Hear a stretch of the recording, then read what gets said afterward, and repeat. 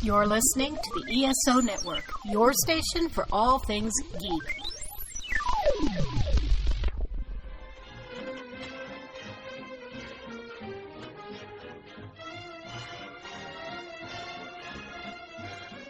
Hello, world, and welcome to Tales from Hollywoodland, a veritable feast of movies, television, Broadway, showbiz stories, and even a little bit of news and gossip, with Julian Schlossberg, Arthur E. Friedman, and Stephen J. Rubin.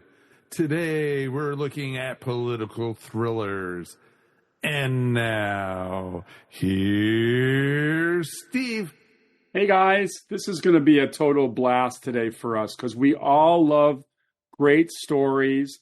And as we've just spoken about in the green room, the best stories are in political thrillers. And in this year of a lot of thrilling politics, I think it's very appropriate to do this show. In fact, Arthur, you were just saying the other day that one of your favorite all-time films was Robert Redford and 3 Days of the Condor. Why do you think that movie's so great? Well, it is great. And I would say that for all of the genres, for people who love story-driven movies, there's no richer genre for story-driven movies than political thrillers, or just generally speaking, outstanding political themes.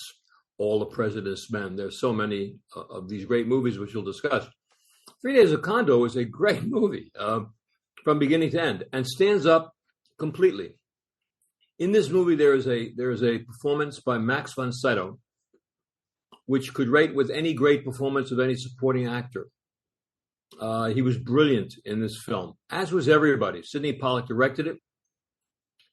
It kind of was a story that was telling people things that we weren't supposed to know.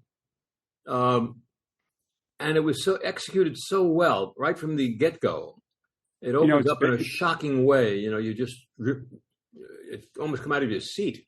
Oh, the opening sequence. I didn't realize it was actually based on a novel called 6 Days of the Condor. Yes. And there were not enough days to film, so they had to cut it down to 3.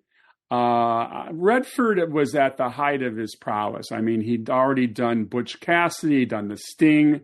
Come to 1975, I mean, he's the king, and the way that opening sequence was shot was truly brilliant. But Steve, what happens when you get a star of that magnitude? There's who's around today of what Redford was in the 70s. Tom Cruise has sustained an incredible career. Brad Pitt, to an extent, George Clooney, to an extent. But he is Redford at the pinnacle of what he was doing, as you said.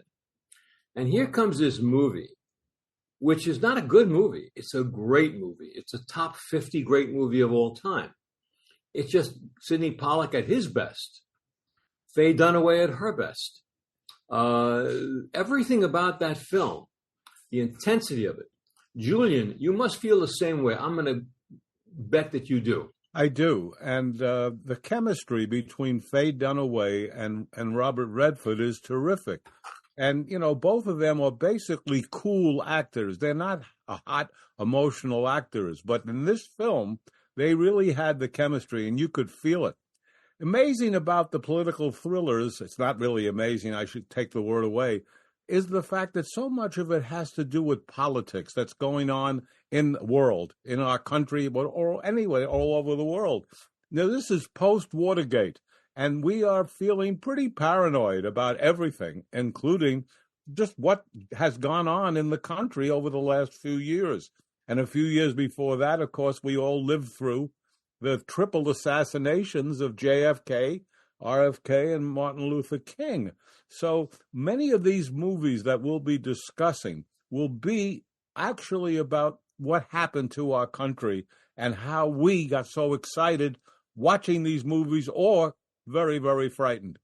And the thing about 3 Days of the Condor is that the public found out, I never knew, as an example, that the CIA in those days, and probably now, had an area of what they were doing was just people reading books and theories and magazines and crazy stuff, though there were no internet at the time, of what could happen. And if what could happen happens, what could the government do about what could happen? That was what that group was all about at the beginning of the movie. Can you imagine what's going on now with the internet? No. What the heck is happening? I mean, Absolutely. you don't have enough people working at the CIA to cover the nonsense that sometimes gets on this internet of ours. I have no doubt that there is a CIA analyst right now listening to our podcast. Right. Yeah. Well, if that's the case, I'm going to talk to you next week. Well, if that's the case, Steve, you're fooling yourself. Nobody listens to us, so it's good. Yeah. But here, when people do listen, they listen to all around the world, which is pretty great. Here's the thing. When they come up with these crazy theories of what could happen, they found out, as we have found out, that sometimes they can happen, like 9/11. That's the kind of thing that in 3 Days of the Condor, they were like trying to find out about. That's right. So every now and then, one of these things can happen, and therefore, we have to have a big part of the FBI, of the CIA, and all of these parts of our government will focus on things that we never even think about day to day. But every now and then, one of them happens, and everybody's on their toes. There's a lot more movies in this genre. Steve, do you have any special favorites? Well, let me finish with Redford's character of Turner. I think Turner, what was cool about his character is that he's the audience. He's a neophyte. He's a guy who reads books for a living in a think tank. Has nothing to do with being a field agent. And when that first sequence takes place, and if you haven't seen 3 Days of a Condor, it's going to rock you in that first sequence. It was just fun to peer into it. And as Julian points out, at a time when we were coming out of Watergate, everyone was suspicious of the government, of every agency of the government, and I think that what 3 Days of the Condor portrays is that there's a sinister part of the government. As Redford says, his character says at one point, maybe there's a CIA inside the CIA, which certainly was thought-provoking. I'll tell you one that I really thought was terrific, and it was part of a series of movies based on Tom Clancy novels. I really liked Clear and Present Danger, which was one of the Jack Ryan stories. This was after Alec Baldwin had been replaced by Harrison Ford. But I don't generally like stories that involve drug dealers. I just feel like I've seen 12,000 of them. But Clear and Present Danger was a really exciting movie on a very big scale. Very big scale. It's true. One of the things that I was interested in talking about was that some of the great political thrillers, we knew the end. The film is so good, though, that we love it because even though we know, for example, on All the President's Men, they're going to bring down Nixon. But it's a great movie. With Munich, we know that the Israelis are going to get back, the Mossad's going to get those guys. And we certainly know in Zero Dark 30 that Osama bin Laden's going to get whacked. But what's so interesting is the fact that even though we know the end, we're still riveted. And Arthur, it really brings me to The Day of the Jackal, which is another example of a terrific movie that we know the answer, that de Gaulle is not going to be shot. And yet we're absolutely excited about it. Let's talk about Day of the Jackal, Arthur. I know you like it so. Day of the Jackal would be on my top 20 list of all-time great movies. That's obviously subjective. We all probably have that kind of a list of our favorite movies. Day of the Jackal was one of those really great films. Fred Zinnemann directed it from a book that was a big, big hit book, but the movie was not a big hit. Strangely. They went with a lead who wasn't very well known. Edward Fox, who's a great actor. Great actor, but what would have been the success of that if it had been somebody like a Redford? Or a Gregory Peck, yeah, maybe. Steve, did you see it? Oh, yes, of course. I had read the book. I was very eager to see the movie. Day of the Jackal like what Julian just said, you know the ending. It makes no difference. The intensity of how Zinnemann made that thing work.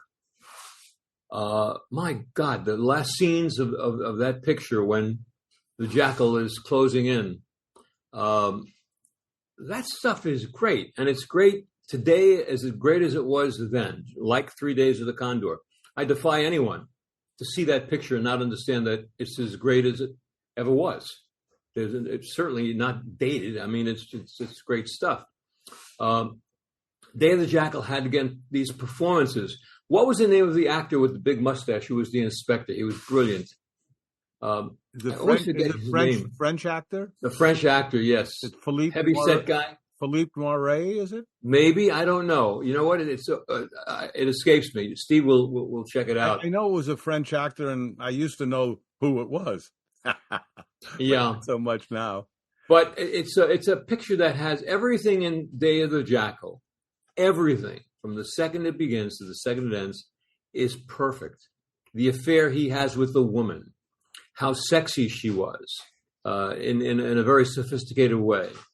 The chase, everything was great. I highly recommend it to anyone who hasn't seen Day of the Jackal. I'd like to talk about a movie that did not do well, and yet is a pretty interesting film. It had John Travolta. It was directed by Brian De Palma, and it's called Blowout. And it's about a sound man who's out there picking up some sound effects when he picks up what appears to be an accident of a famous person.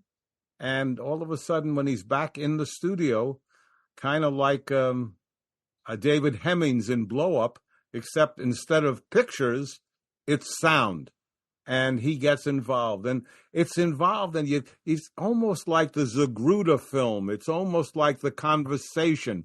Picture gets good reviews, does not do well at all, but then goes on home video and becomes a bit of a cult classic. Have you guys ever seen Blow Out? Yes, I have. Yes. And it's derivative of Blow Up, without question. Yeah, including the title. Yeah. Yeah. So that's always interesting to me when you see a film like that and you think, well, why? Travolta was certainly a movie star at that point. It's hard to understand what happened to it. I'll give you one that's kind of underrated. And Julian and I lived through it. Steve, you lived through it. Mike, I don't think you did. We knew the outcome. But this movie was not a huge hit, but an underrated, really good film called 13 Days. Oh, yes. About the 13 days of the Cuban Missile Crisis. And we remember, don't we, guys? Julian. I'm in the Army, guys. I'm in the Army, and I'm packed. I'm on 24-hour alert. I cannot leave the base. If I go to the movie theater or the PX, I have to say where I am because we're going to Cuba. There was no doubt about it. 1962. I'll never forget it.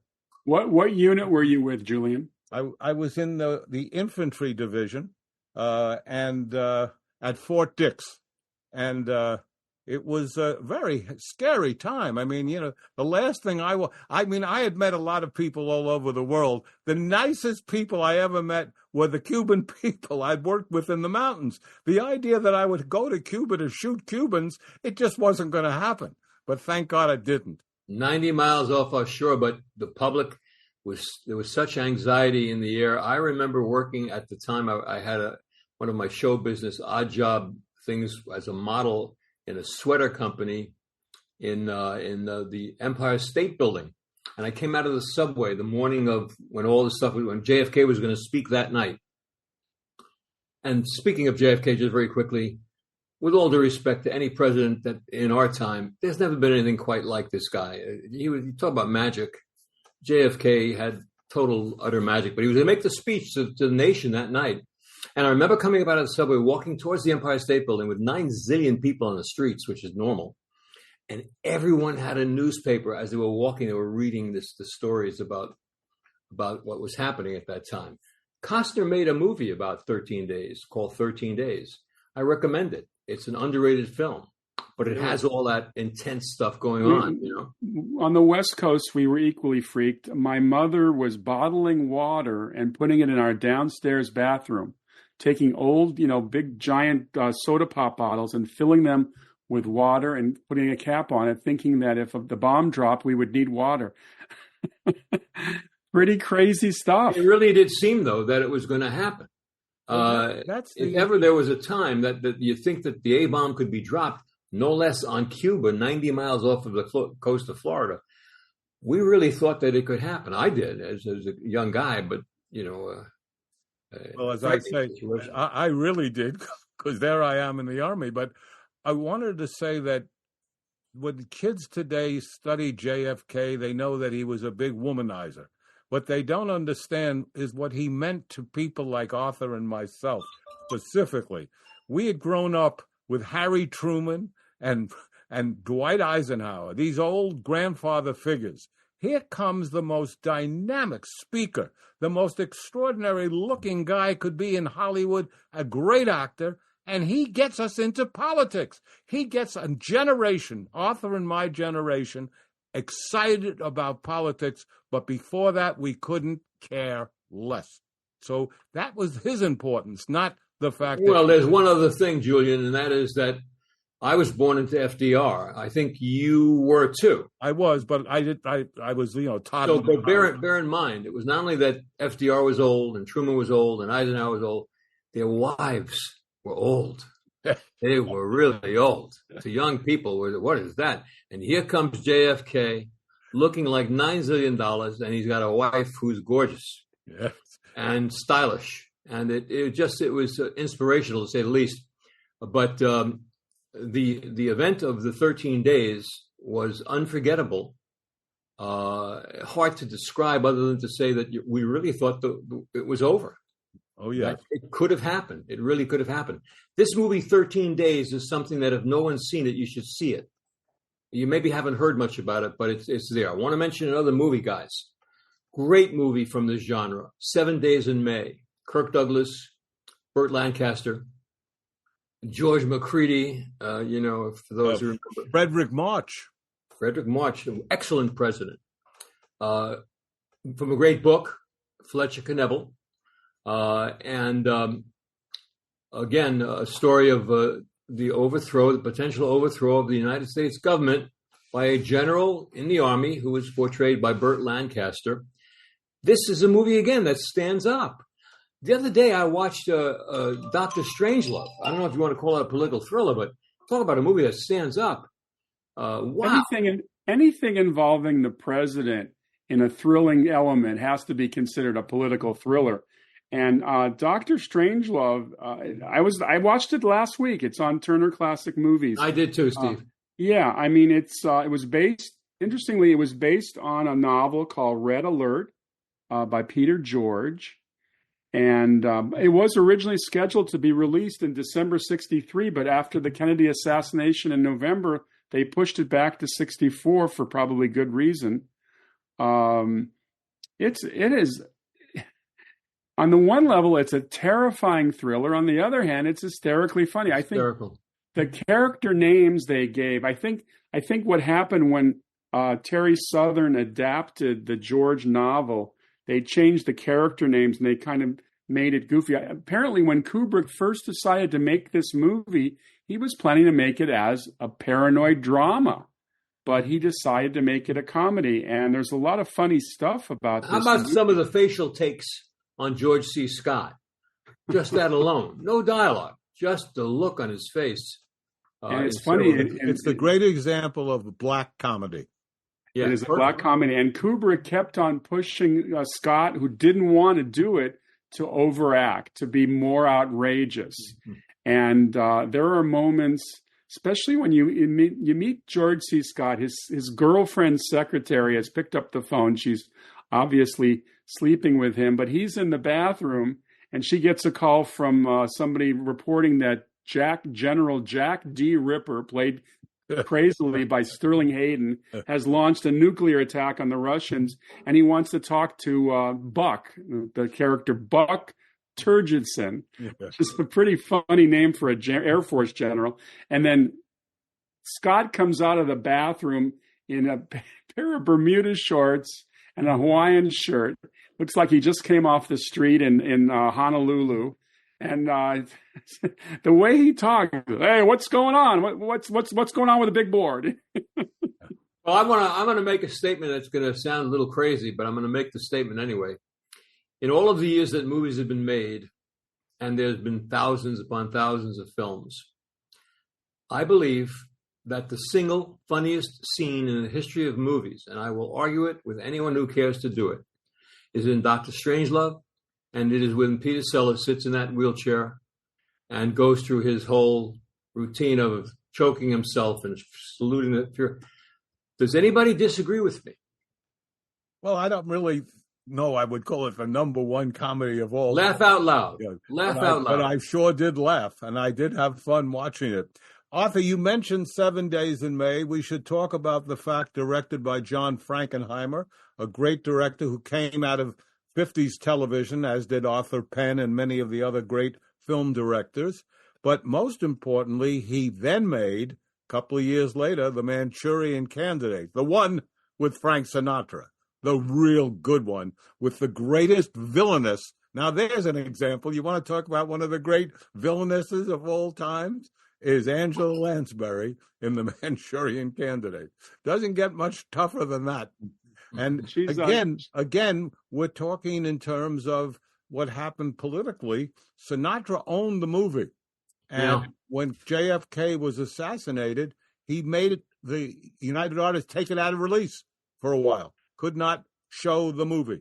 So it's interesting how... They really didn't know, they really didn't know that they owned the movie. Yeah. I think Rick Finkelstein, their guru, genius attorney, found out that they own the rights to that film in the long run, and it does. It stands up. It's probably the best thing he ever did on film, I think, in a serious way. I think so too. Mm-hmm. Yeah. So that's interesting. And you know what I found? I was very surprised to realize that our guy Steven Spielberg made many movies in this topic. I was surprised with Bridge of Spies and The Post and what we talked about, Munich. So he obviously was interested in that. And The Post, my golly, what an interesting movie that is. Terrific picture. And you got Meryl Streep and Tom Hanks as Katharine Graham and Ben Bradley, and wonderful movie, just terrific. You mentioned Angela Lansbury before. I used to see Angela Lansbury, Steve will know this, in what was Long's Drugstore on San Vicente in Brentwood. Angie from Long's. I had several conversations with her, and she was about as regular as anybody could possibly be. World-class actress. We would all agree. Angela Lansbury, my God. She was sitting at the next table in an Italian restaurant on the corner of Barrington and Wilshire in Brentwood, and I walked right up to her because I had worked with her nephew on Porky's 2. He was a production assistant. Back to Porky's again. This is a sequel. It's a sequel. A sequel, of course. Just call me Sequelitis. Steve's sequel. Anyway, so she couldn't have been nicer, she, going back to The Manchurian Candidate, she plays the most hideous woman I have ever seen. And, she plays Lawrence Harvey's mother. And in reality, I think she was only 6 years older than Lawrence Harvey. But Harvey was terrific. But Sinatra was the prime mover on that movie. He apparently was really behind it and realized it was one of the greatest things he'd ever been involved with. Great movie, but I want to go back with Angie from Long's for a second, guys, just for some entertainment. So I'm standing online. The first time I met her and we spoke together was online, and I looked at her. I said, Angie, I just have to say to you, with all due respect, I've seen a lot of your stuff, but I saw Mame in Boston, and boy, she went crazy. Oh, I loved it. It was great. We knew it was a hit at the beginning. She became so talkative about Mame, a Broadway show that Julian and I are very familiar with. Yes. But a lady was in that movie in that show called Beatrice Arthur, who played her buddy, and they did a showstopper called Bosom Buddies, and we talked about that. That was a true showstopper. Julian, would you agree? Oh, totally. And I was there screaming and yelling with the rest of the audience. I loved watching that Bosom Buddies number. Angie from Long. So I wanted to say to the audience, if anybody cares, Angela Lansbury, if people say, what is he really? What is he? She's about as down to earth a person could be. She was Angie from Long's. Yeah. And I would see her in the Early World restaurant, and we'd wave and all that stuff. Great actress. Totally plain, nice person. Yes. Yeah. Now, Go ahead. Gentlemen, would you consider the Gore Vidal movie, The Best Man, to be a political thriller? There are some elements in it. Absolutely. Yes. Absolutely. There's no question. And it was thinly disguised, the president, as Harry Truman. That's who he really was in both the movie and the play. And it was interesting casting, too. Last story about Angela Lansbury for me. She was bi-coastal, and she lived at the Majestic in New York City, 2 blocks from me. And we did a wonderful interview together. And this is what she told me, which I was fascinated about. Her grandfather was named George Lansbury. He was the arch enemy in the Parliament of Winston Churchill. So if you look it up, you find out that's a wow. Yeah. So wow. Quite an interesting little bit of trivia. She was also a very, very attractive woman. And she was attractive, extremely attractive, even in her 80s.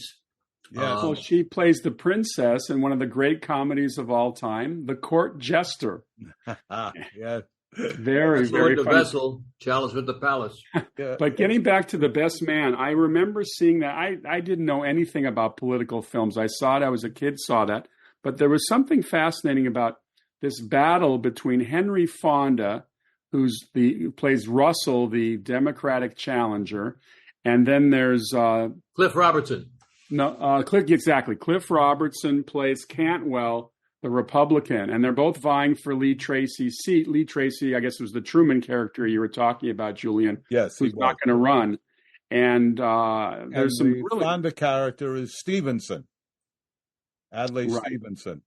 Right. And then the chicaneries of how this comes together were very interesting. This battling, which obviously we're very much aware of right now because we're in the middle of a political election. You remember the question that Lee Tracy would ask each candidate in private when he was with them? He was great in the movie. And the little question was just off the top. He said, "By the way, do you believe in God?" Mm. And then so the candidate, of course, one guy said, "Yeah, but when he asked Henry Fonda basically kind of shook his head and said, why are we talking about this?" He avoided the question completely. But the way he asked that question was great acting. Ann Sutherland was wonderful in that movie too. She played the columnist. Yes. Yeah. Kevin McCarthy played Henry Fonda's chief of staff, and he was also brilliant. It was great in everything he ever did. Always, absolutely. Speaking of 60s thrillers, obviously after the Kennedy assassination, there were a number of paranoid thrillers, but one I really enjoyed has a military element to it. It's called The Bedford Incident. Great movie. 1965. A real sleeper. It's about a kind of Ahab-type character who happens to be played by Richard Widmark. He commands a U.S. destroyer frigate on patrol in the North Atlantic that is trying to run a Russian submarine to surface. And he's just out of control. And you've got Sidney Poitier in the cast playing a reporter, and Martin Balsam plays the reserve doctor. And Wally Cox. And Wally Cox plays the radar operator or sonar operator. Wonderful, wonderful character part. But that movie was tense. That was very tense. Steve, that's one of those movies where, again, if you make a list of the top 10 little movies that kind of nobody knows, that would be on there without question, as well as a picture called Odds Against Tomorrow, Harry Belafonte. Again, a movie like Patterns, which was basically 12 Angry Men. There's a list of those movies that Bedford Incident would be on. Very intense. Very intense. Very intense. And James MacArthur, who would later be on a lot of shows, he played the young ensign that Richard Widmark rides. We were talking earlier about Dr. Strangelove. The same year that Dr. Strangelove came out, and we know now, as Julian points out, it was a dark comedy, was a movie called Failsafe. Oh, yes. Failsafe was the darker side of that story, almost the same kind of a plot where a bomber is headed for Russia and they can't seem to turn it back. And actually, it's Henry Fonda again. Henry Fonda plays the president who has to get on the phone on the hotline with the Russians and let them know this plane's coming.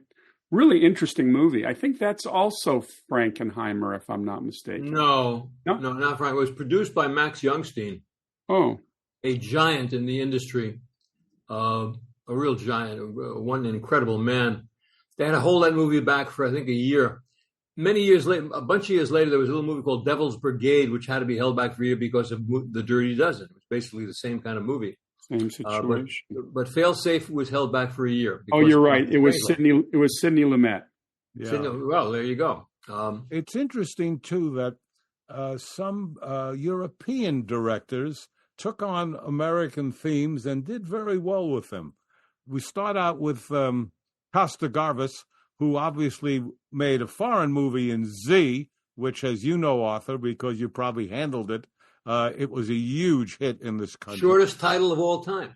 Yeah, that's right.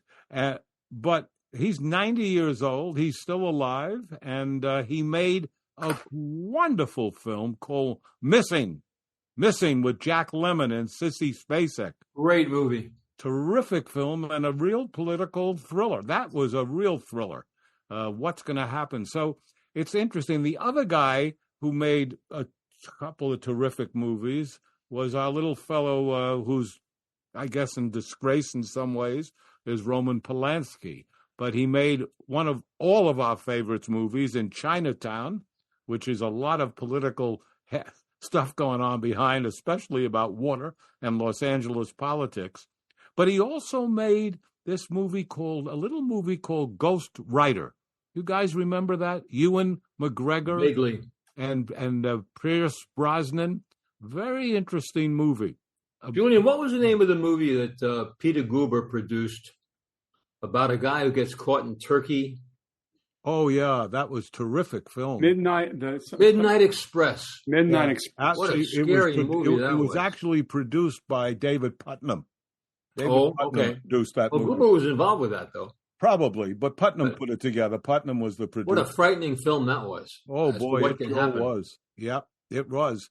Let's talk about for a minute a little movie called A Few Good Men. Oh, boy. We should call that a political threat. Wow.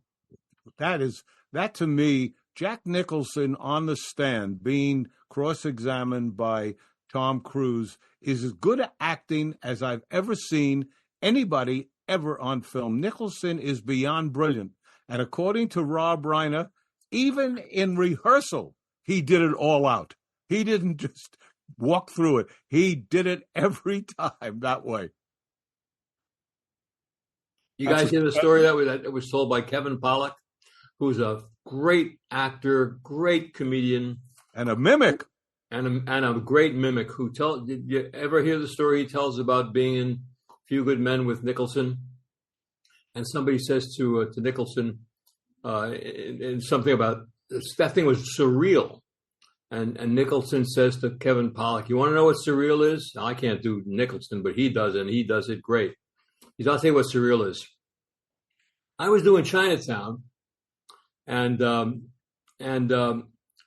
Huston was directing me in the scene, and I see his daughter coming towards us, and I was banging his daughter for about 5 weeks, and the whole scene was, 'Are you my daughter or are you my wife? You're my wife or your daughter?' And he says, 'That's surreal when I see Angela Huston walking towards me, and this was happening with Anyway, not as funny as when he tells it, but nonetheless, that's a great movie. You need the Nicholson accent. Well, you can't. But and you meant Polanski was directing. Huston was the co-star. Huston was a co-star, exactly. Right. Rob Reiner was directing. Yes, excuse me, Chinatown. Forgive me, I'm sorry. It's okay. You got Few Good Men. Let's go back to A Few Good Men, though. That's, again, a top 20 movie. It's of this genre.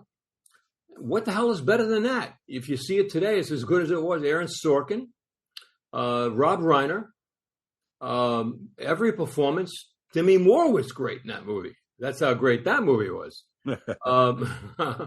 But she also made a movie. She was terrific in a little movie called Disclosure, which has nothing to do with politics, but it was a great movie. But I think that co-starred Michael Douglas, and I actually wanted to bring up a Michael Douglas film, which you guys may not be as familiar with. Do you know a movie called The Sentinel? I know the title. The Sentinel. The Sentinel is a great movie about the Secret Service, and it's now almost 20 years old. But basically, Michael Douglas plays a member of the Secret Service. He's got a great reputation because he took a bullet for the president, so he's respected. The problem is that Michael Douglas is now sleeping with the president's wife. He's sleeping with the first lady.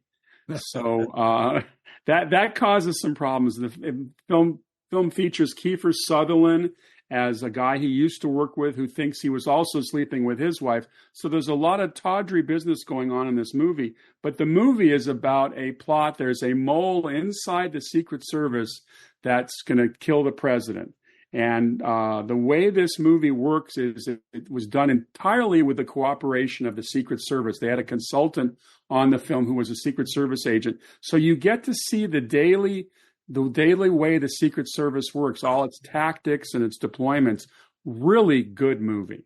And Steve, so it's a first-class film, The Sentinel? First-class movie. It's called The Sentinel. It's one of Michael Douglas's best roles. I'll check that out. I want to mention that Julian before said something about Spielberg making some of these kind of movies. He had a little movie called Munich. Pretty good movie. Oh boy. Yeah. Spielberg, you don't fuck around.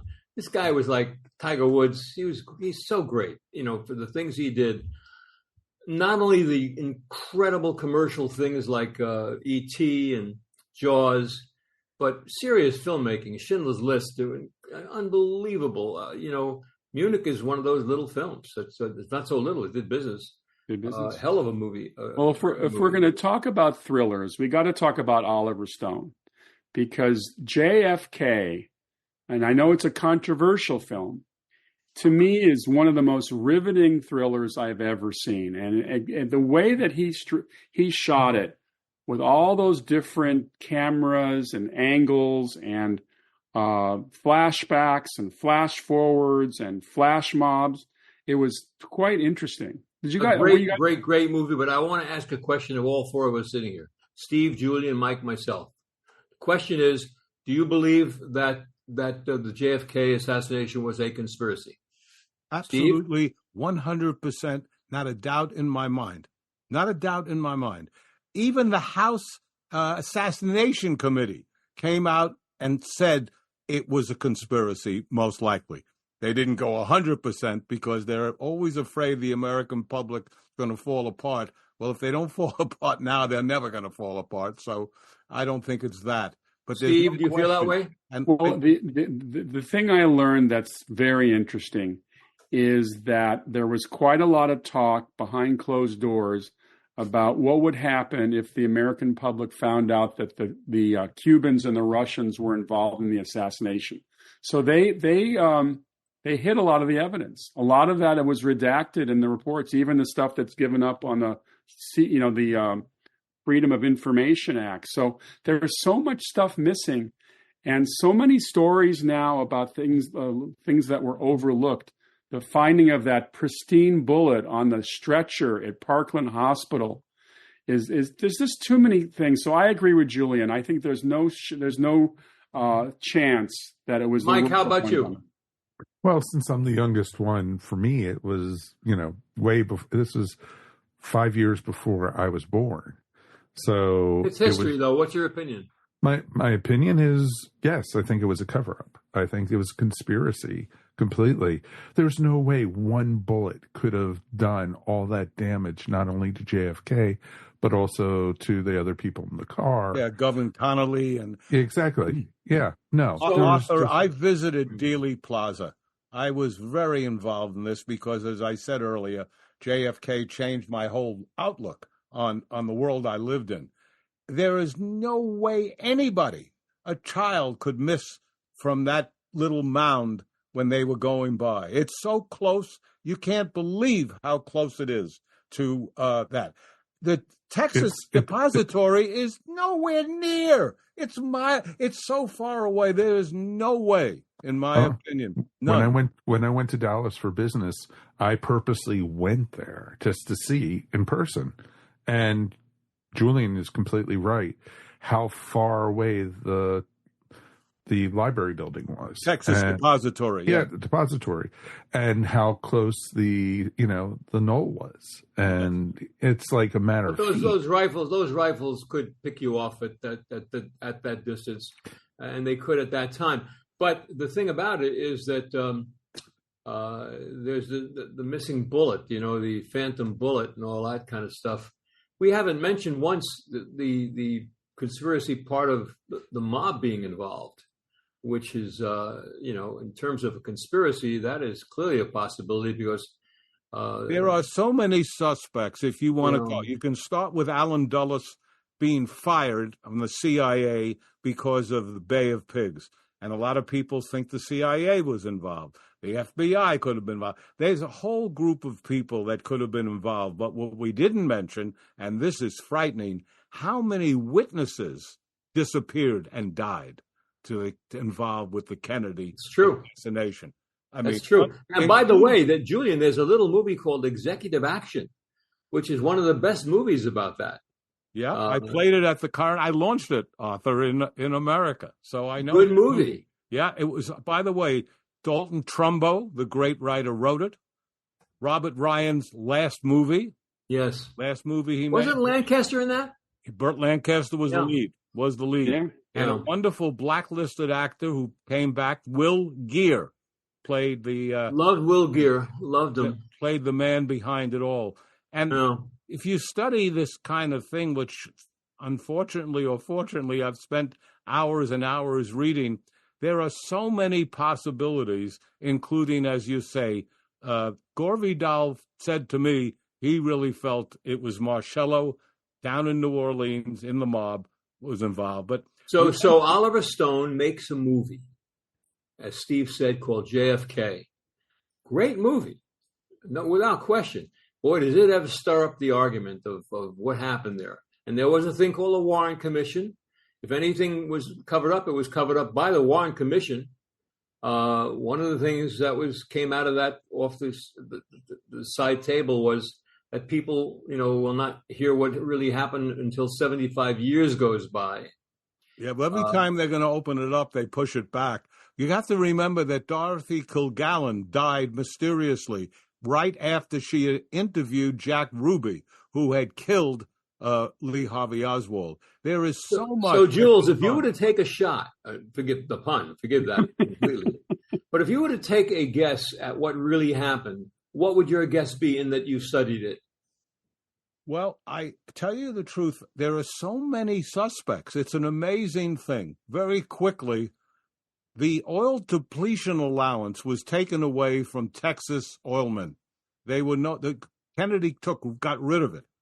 If they got Johnson in there, he would put it back. That's what happened. Did he? That's what happened. Yeah. So that's one group. Then we have Sam Giancarlo, and all these guys are pissed off at Bobby Kennedy because he's going after the mob after they took and probably put JFK in power, they did in Illinois, stuffing the ballot boxes and getting JFK to win. And the big conversation was on the phone with the mob. They say, we got to get Bobby. And one of the heads of the mob says, when you want to kill a dog, you don't cut off the tail. So, has Richard Nixon ever commented on what he said were? Was he knew plenty and he was not going to say anything. Really? He did. He knew what had happened in both West Virginia and Illinois with the Kennedy money and the Kennedy backing. So anyhow, I don't think we should get too much more on this, but no. But back to the film. People should see JFK. If you haven't seen that movie, it's one of the great movies. The other movie that is not the docudrama like movie, but Alan Pakula's The Parallax View. Oh, boy. It's also a very, very interesting idea on how these assassinations can take place. Yes, and Warren Beatty, one of his best acting roles in his career was in Parallax View. Really a quite interesting thing about, and again, it went along with the paranoid feeling we all had at that time in the 70s about everything that had gone on. I'm going to be talking to Paula Prentice soon, and I'm interested in seeing what she felt about that movie. It was Where the Boys Are. Yeah, Where the Boys Are is right, and many other movies that she made.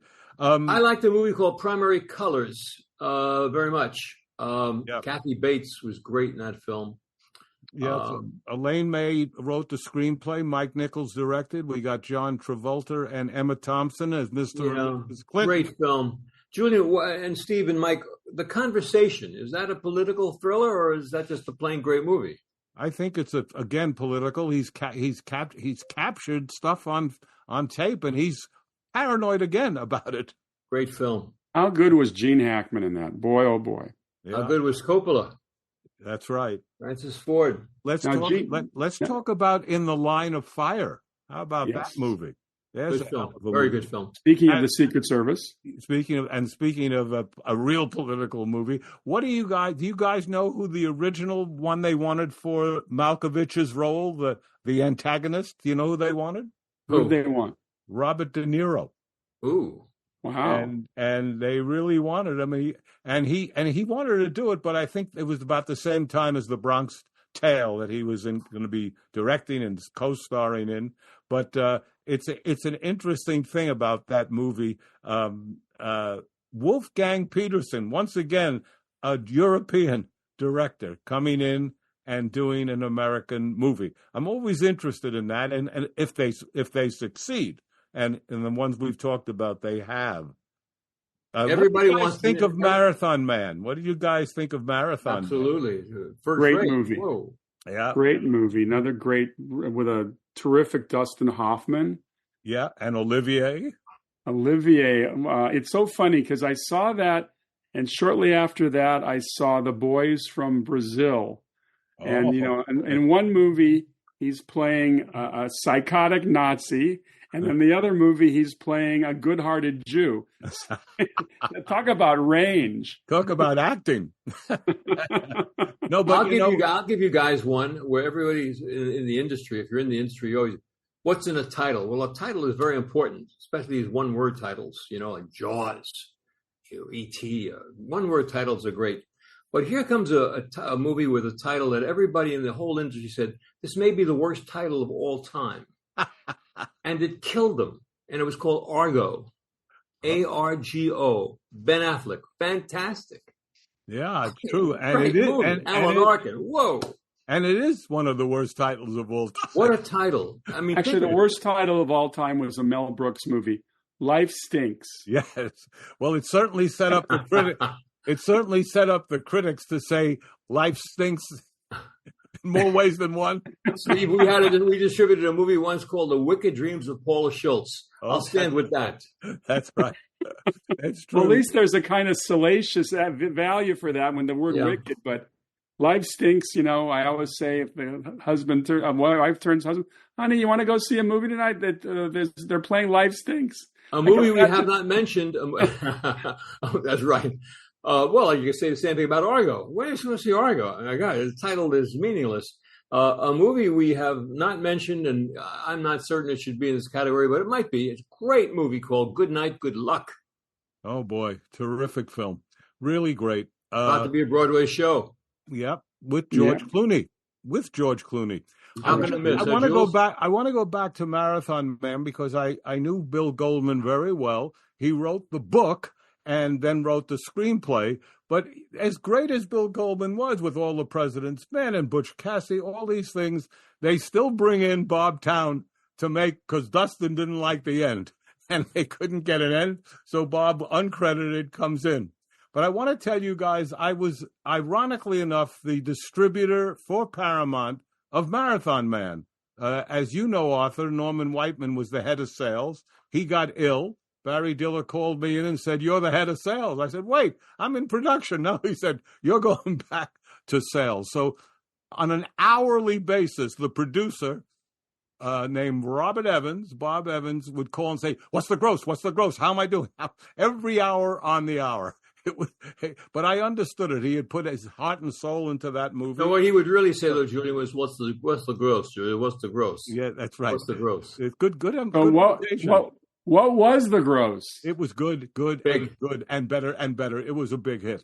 But I'll tell you the interesting thing that I bet nobody knows, and the only reason I know, I'll tell you in a minute. It was the first movie that ever utilized Steadicam. Steadicam was invented by a man named Garrett Brown, who came up with the idea of putting a halter on your, as a DP, the cameraman would put a halter on, hold the camera, and be able to walk with the actors or run with the actors without having to lay track or anything like that. A very fascinating thing.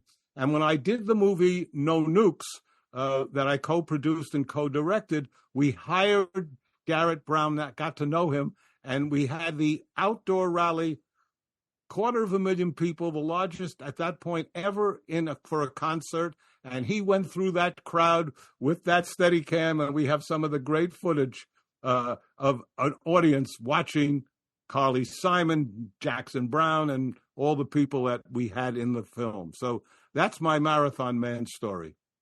Let's go back to A Few Good Men for a second. Of course, that scene was one of the most outstanding scenes in film history. That unbelievable scene with Nicholson and Tom Cruise. But that was a great movie in every which way, wasn't it? Aaron Sorkin had yet to be. That had come from a Broadway show, correct? It had. David Brown Few produced Good Men. it. David, right.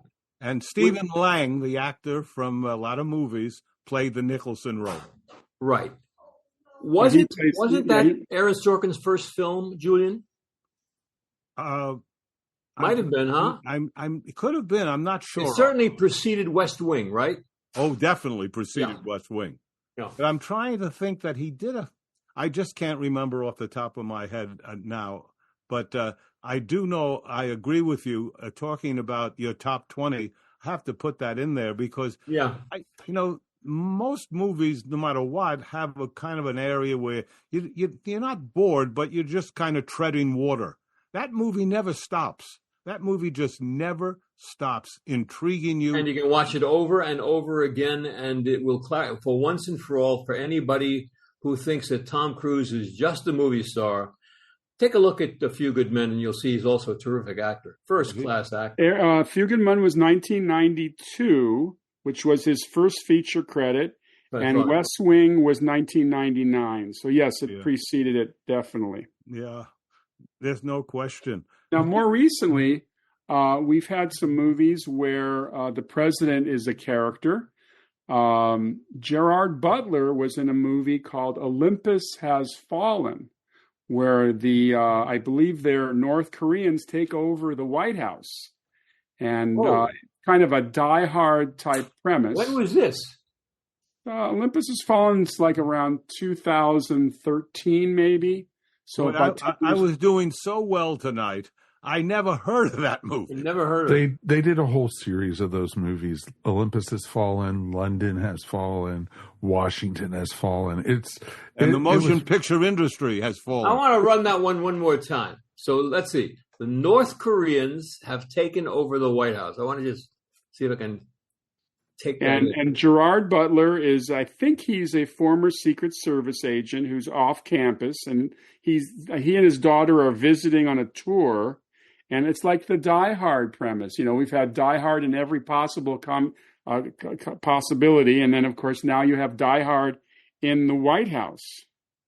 But on top of that, you also had like the movies with Harrison Ford, like Air Force One, and you had, all those different things like that. That was a terrific film, I thought. Yeah, but you also had, like you had brought up the Clancy movies, you had Hunt for Red October, you had Patriot Games, you had, all the different Jack Ryan movies, and it's, and they're still being made. Well, it's now a TV series with Jack Ryan on Amazon. But taking so many of these movies that we've discussed today, these story-driven, great political action movies, thriller movies, whatever you want to call them. When has the most recent one of these been made? Why haven't we seen more of these kind of great films? Anybody got an answer for that? Well, I think they're making thrillers. They're making thrillers all the time. They may not be as standout as 3 Days of the Condor, but I was going to talk a little bit about technology. I mean, there was a movie released a few years ago called Eye in the Sky, which follows the action on one of these super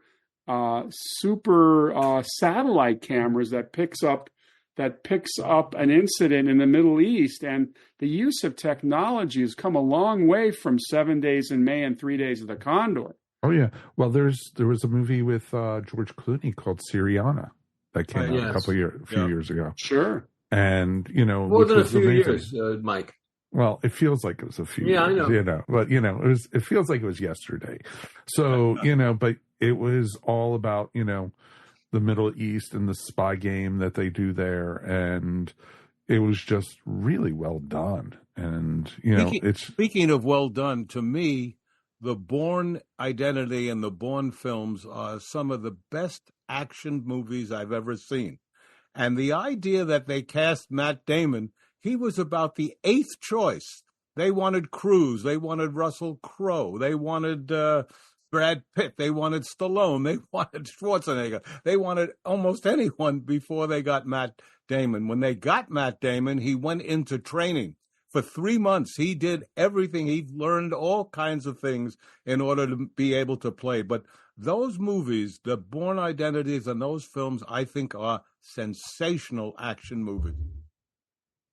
Mentioned Matt Damon. It's not political, but one of the great movies ever. 25 years ago that he did with Robin Williams, which was called, Steve? Good Will Hunting. Good Will Hunting. What a great movie.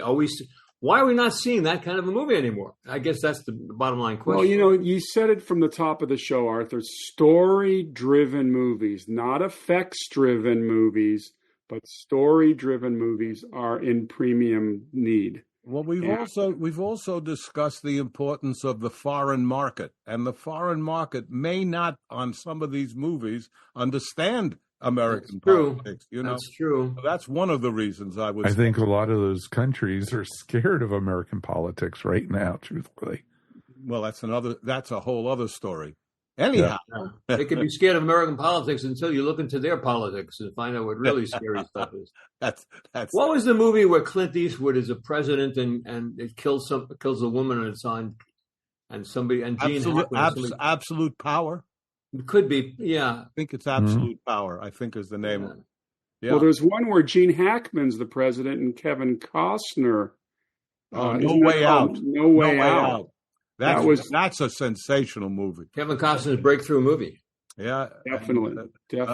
A New Zealand director, Roger Donaldson. Roger Donaldson. Yeah. Mm-hmm. So we can end this thing this way. We're all sitting on a table and we've got to come up with the title for a movie. Who would vote for Argo? Hello.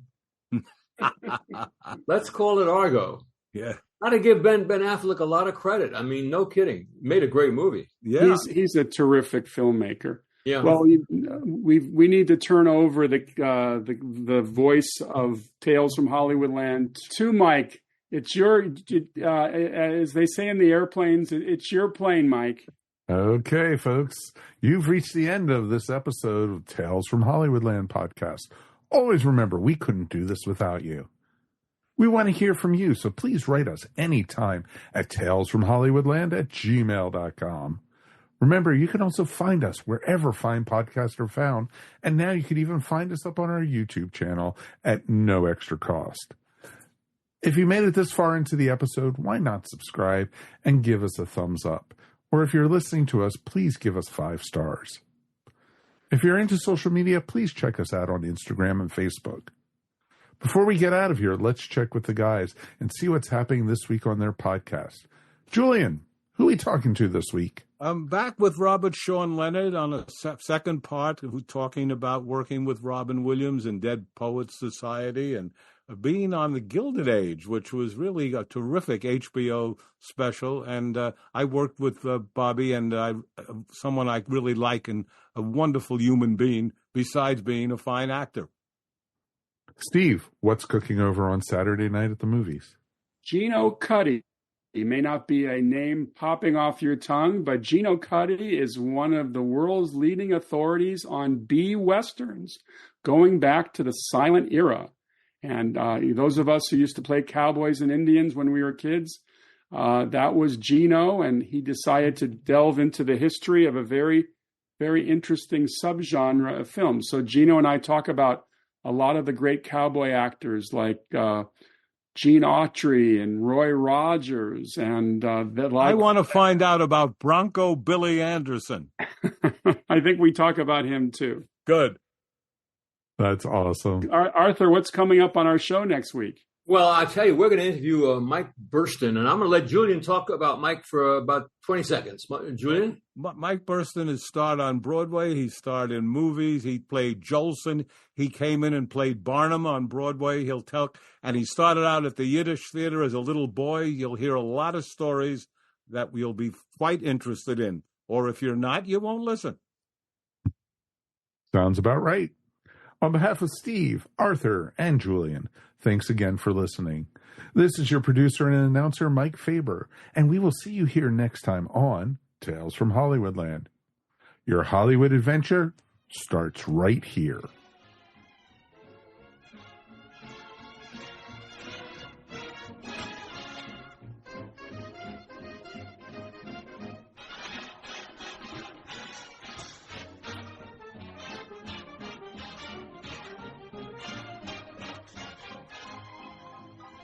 Here, I had ChatGPT write the new Flopcast promo. Okay.